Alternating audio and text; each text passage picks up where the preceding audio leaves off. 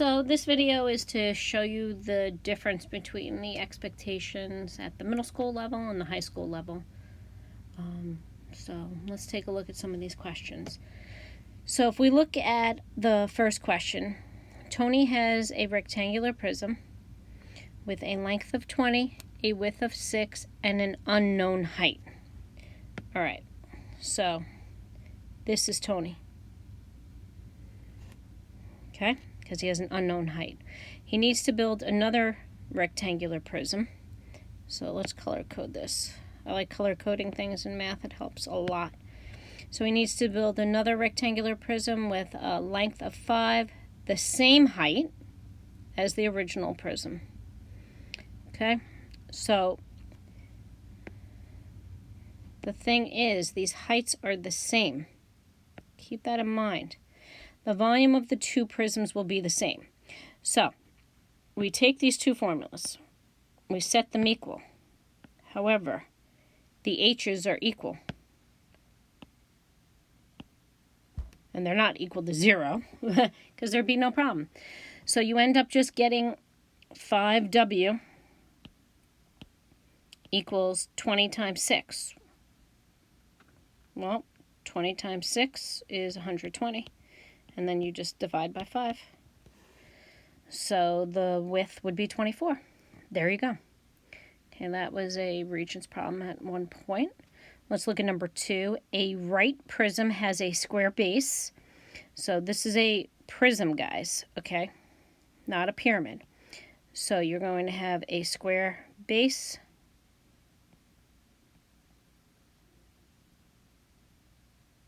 This is not necessarily drawn to scale, so don't hold me accountable here.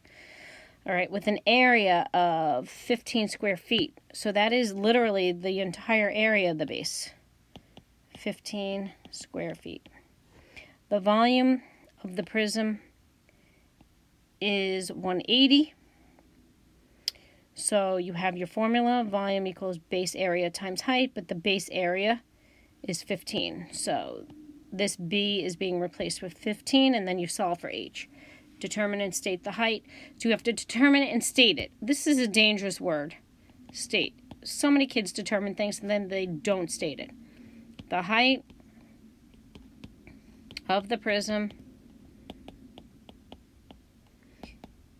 is 12. There you have it. Okay, let me scroll to the next part. Take a look at number 3.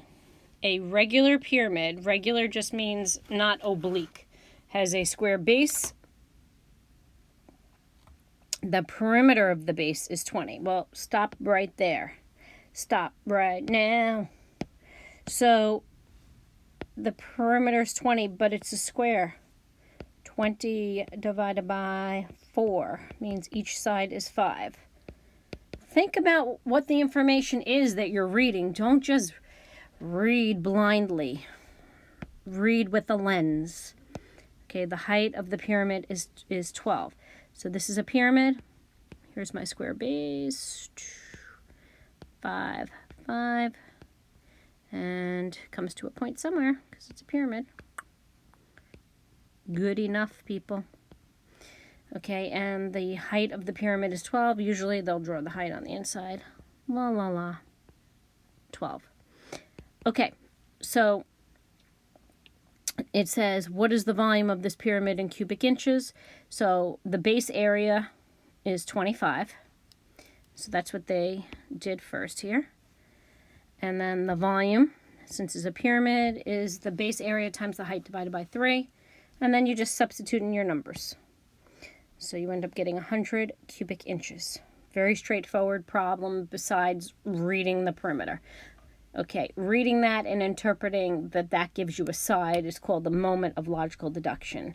Yes, you are expected to think, and that's one of the reasons that mathematics is such good training, because it trains your mind to think. Next question, number 4. What is the volume in cubic centimeters of a right square pyramid with base edges that are 60 centimeters long and a slant height of 50? Okay, this little slant height. I have not discussed that with you. So we have a right square pyramid. The right just means that it's straight, guys. That is not oblique. Square pyramid, base edges that are 60 centimeters long. Okay, this is a pyramid.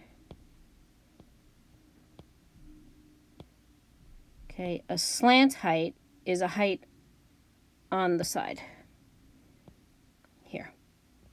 So it says it has a slant height of 50. So you're going to have to use the Pythagorean theorem to get the regular height. So the regular height is on the inside here. Okay, so this slant height is actually the hypotenuse of this triangle that I drew here. And the base of this triangle is 30 because it's half of 60. So you can use your 3, 4, 5 triples. If you don't have them memorized, then go ahead and use the Pythagorean theorem.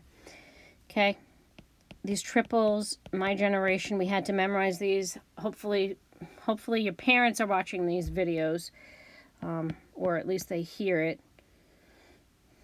So 3, 4, 5 triple, 30, 40, 50. Therefore, the regular height is 40. It's just a faster way to get the height rather than going through this entire Pythagorean theorem. So the triples are 3, 4, 5, if you care to memorize them. 5, 12, 13, 7, 24, 25. Okay, 8, 15, 17, and all multiples of these work. Worth memorizing. So now we have to get the base area. So the base area is 60 times 60. So this is base area. And so the volume is the base area times the height. So the height we just computed as 40. And so you just multiply that, type it into your calculator, and get 48,000 cubic centimeters. Okay, continuing on.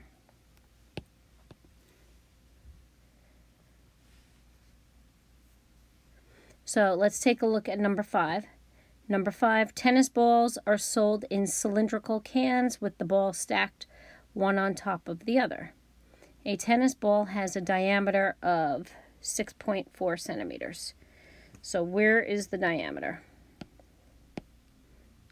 This is the diameter. Repeating itself 3 times. Attached, but I'm just leaving a little space so you can see there's 3 of them. To the nearest cubic centimeter, what is the minimum volume of the can? So you know the way spheres work. If that's your diameter, your radius down here, your radius is going to be half of that, 3.2. So the radius would be 3.2. The height, the entire height, would be 3 times 6.4. And so now you get the base area, which is pi r squared. And then you multiply that by the height. So that would be your volume.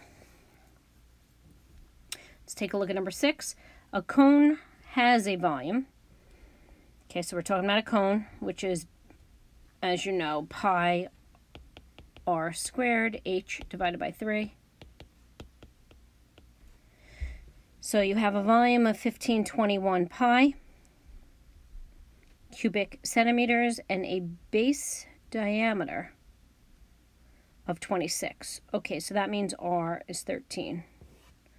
So we have pi 13 squared.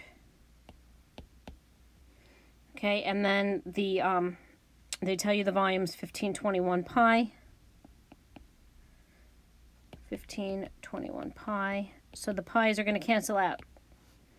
And then you get 1521 is 13 squared over 3 times h. Hold on.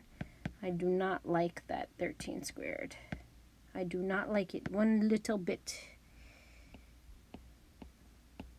So whatever, you can cross multiply and divide by 169, however you want to do this, okay? But solve for h. So you can multiply by the reciprocal. That works. 3 over 169 is the reciprocal. Whatever you want to do. Math is math, people. Okay, so I hope that has helped you with that problem. So 8.6 centimeters, you're solving for a height, which is a linear unit. Okay, keep that in mind. All right, let's take a look at number 7. So a sphere, you have the formula. It says a sphere is inscribed inside of a cube. Okay, so you have a cube. Let's picture this. And inside this cube, you have a sphere.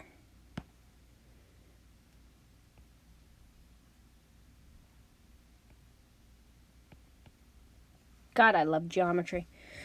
So a sphere is inscribed in a cube with edges of 6. Okay, so think about what that gives you. Knowing that an edge is 6 for a cube would give you the radius being 3 for your sphere. The rest is just typing it in, guys. You have 4 times 3 cubed over 3, which is just, you could just do 4 times 9, leave the pi. Okay, so I hope this helped you. All right, thank you. So these are just high school volume problems. So you get an idea of the rigor involved in volume problems. Thank you.